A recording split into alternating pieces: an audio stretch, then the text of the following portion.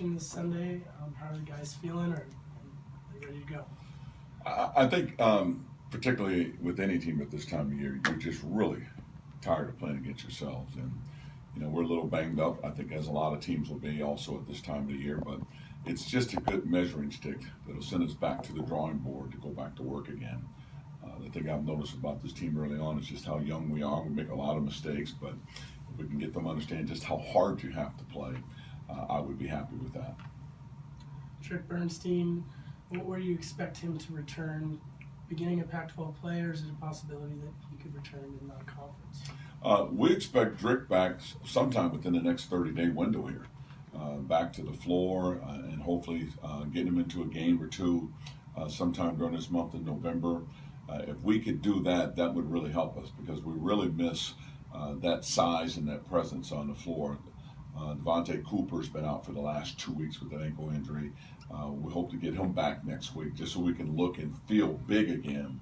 I think will really help us. And of course, Drick with his experience will really give us an opportunity, I think, to just get a lot more things done at both ends of the floor.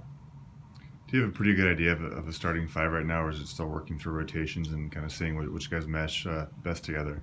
I thought I did, but I just think when you talk about starting fives, it's really about which team can get us in the rhythm the quickest, offensively and defensively. And I've got two great point guards in this program that maybe only one of them can be on the floor at a time just to make this thing flow right. And then when one gets tired, the other one can come in the game and keep us moving in a positive direction. So we're still working through those things. I'm going to tinker with things again in this scrimmage coming up and maybe even again before our first game before we decide on that. But it may take us 2 or 3 games into the preseason before we settle into the right rotation and the right lineup that gives us an opportunity to play in rhythm the best.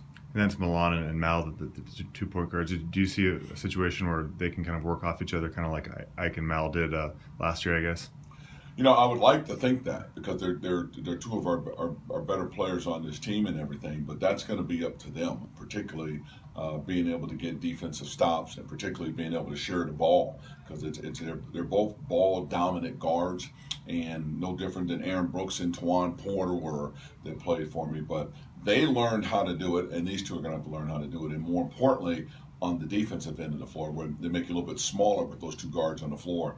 If we can defend and be a little bit tougher at that end, it can work. And certainly there'll be times in the game where the 2 of them will be on the floor together. How do you like the way your non-conference schedule is shaping up? You guys are in the Winning Classic this season. His first game will be against St. Joe's, and then a second game possibly against Harvard or St. Mary's, 2 very good mid-major programs. I think every team that we play in this non-conference schedule is going to test us until we find out who we are and kind of come together. The fact that we're so young with so many guys that have not been in major minutes, only Malachi has really started a game, and all of a sudden you've got this lineup that you're kind of put together. So depending on who you're playing against and what they have returning, are they a veteran team? Their experienced team that's been through the ropes and through the fires and that, it'll make life difficult for us early on. But at the same time, it's the non-conference schedule that'll get you ready for the conference schedule. So there's going to be some growing pains at time, but I feel, again, if I can get them to understand how hard they have to play, it'll go a long way to easing those growing pains. I know the Italy trip was really valuable for you guys last year, but do you see fresher legs at this point this year that they haven't played those preseason games and can kind of come into the season fresh? I think with the Italy trip at this time last year, we were still pretty fresh. Where we started to wear down was that second half of conference season. As you remember, where Malachi just completely hit the wall. We needed his legs. We needed his shooting down the stretch. We could have won a few more games, and we didn't have it. So the good thing about that team last year, though, there were 4 strong-bodied veteran players that were able to tough it through a season. So this team would not have done well with the summer tour with so many young guys. So we're in pretty good shape that way in terms of having the energy and fresh legs coming into the season. Then I have a couple that were sent to me. You guys don't have as much height as last year. How do you expect the team to compensate for lack of size? Well, actually, we do. I mean, Connor was a 7-footer. Devontae Cooper is 6'11". Josh was 6'11". Drick 6'8". Outside of that, then the size is exactly the same with those. Take those 2 players off the table, and you add a 6'7" Arinze Cheatham, two big wings, and 6'5" Quentin Henson and Carter Skaggs. Those are big wings that we've not had before. So we may give up a little bit at the 5 spot where Connor was, and maybe give up a little bit where Josh was, but we're going to gain on the wings where we're bigger in those areas too. So to compensate, you have to gain rebound the ball. Rebounding is a big emphasis that I'm worried about with this group right now, and I'll feel a lot more better when Drake gets back. And then the other side of it is not having that size gives you a chance to play faster. And then defensively, I think we can do some things a little bit differently defensively to offset that as well too. And then Malachi is the only returning starter. Do you expect a bigger role from him on offense and leadership-wise? Leadership-wise, I really need a bigger role out of him because he's the one guy that has kind of started and been through the conference. He knows what it's like. He knows what it takes to be successful. So first and foremost, he does need to lead us. The scoring load will take care of itself because he will naturally score more in his second season, but he also has some scores around him that he needs to make sure, or even in Milan's case, that we keep them involved in the game because Malachi can do some things that maybe some of these standstill shooters can't do, but you give them an open shot, they can knock down shots, but they need to make sure they get those looks. That comes from the point guard play on this team. And then you've added a few JUCO transfers. What do they bring to the team, and what do you expect from them? I think the biggest thing out of the JC players that have come in, Devontae Cooper gives us size to be able to play against an opponent that has a player that's a 7-footer in it. We need him to bang a little bit. When you look at Quentin Henson and Carter Skaggs, they give us big wings. Big wings. Quentin is a big athletic wing. Both can really score. Quentin does it by putting it on the floor, knocking down mid-range, posting you up.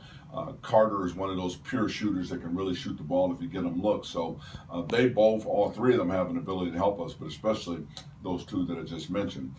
Drake's being our first graduate transfer has been a pleasant surprise, even though he hasn't been on the floor, because his leadership is just off the charts, and he's really, really going to do some good things for us, just in terms of leading us and keeping us together. He's like a coach on the floor, and I think every team needs that as well, too. Go back to your reasoning from last season with Arinze and Jamar and Milan and redshirting and how beneficial that was to them to just sit and watch a full season of college basketball. Well, Arinze's parents really thought he needed the red shirt, and we agreed with that, just for being able to adapt to college at this level and everything else. Jamar, same thing. His people thought a red shirt year would be good for him because he wouldn't have got a lot of minutes last year as a red shirt. Milan was coming off of an injury, so it made perfect sense to red shirt him because he wasn't ready to play, and why waste a half a year getting him healthy and everything. So the thing that's helped all three of them is just the opportunity to be in a system, be in a program, understand what college life is like away from basketball, academically, socially, and then more importantly in the weight room, getting their bodies right, getting stronger. Now they're behind right now, again, because they haven't had an opportunity to play in games and be in that live competitive environment. When they figure out that piece, all three of them have an opportunity to help us this year, with Milan probably having the biggest impact right out the gate. I think last year you guys shot around 36 from the three-point. I think we're fifth in the Pac-12. What's a good target for your team, and what would you like to see that percentage be at the end of this year? I don't know if I look at percentages. I would just say I would like for us to be one of the better three-point shooting teams in the conference again this year, and we're going to need to do that. And with the speed of the game that we like to play at, to generate more three-point shot opportunities, that bodes well for us. If teams bog us down and keep us in the half court, be a little bit more difficult for us, not having a guy like Connor Clifford inside in the middle, although Drake can do some things for us in there as well. Have you spoken with Ike since he had his wild day in Los Angeles and played the preseason game? With Ike, I've spoke with Connor, and I've spoke with Josh. I've tried to run down Charles a few times. I'm happy that all of those guys are playing somewhere. I think Josh and Connor already had an opportunity to play against each other over in Japan. They're in excellent situations, and of course with Ike, it was nice to see that you had another player that through the system was drafted or picked up, I should say, had an opportunity to play in the NBA. So that was a wild day for him, and I was happy for him. I'm very pleased with that opportunity. And what do you think about some of the uncertainty in the Pac-12? I mean, obviously Arizona and USC bring a lot of returnees, UCLA with another monster class, but other than that, there's a lot of uncertainty.